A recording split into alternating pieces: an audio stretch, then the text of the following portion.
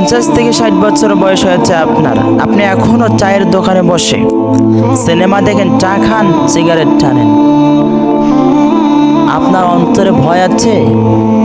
আপনার অন্তরে যে ভয় থাকতো, আপনি যদি মৃত্যুকে ভয় করতেন, কবরের ভেতরে আপনার কি হবে?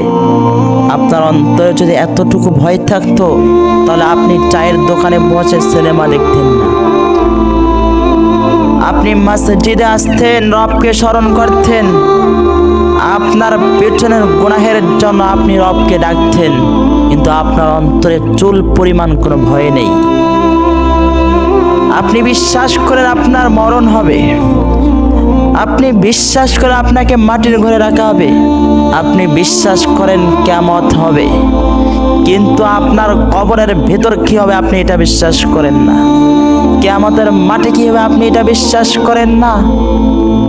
জাহান্নামে কিরকম আযাব হবে আপনি সেটা বিশ্বাস করেন না। আপনি বিশ্বাস করে মসজিদে আসেন বা না আসেন, এখানে আমার কিছু করার নেই। আপনি যদি ভালো কাজ করেন তাহলে আপনাকে ভালো জায়গায় রাখা হবে, আপনি যদি খারাপ কাজ করেন তাহলে আপনাকে খারাপ জায়গায় রাখা হবে।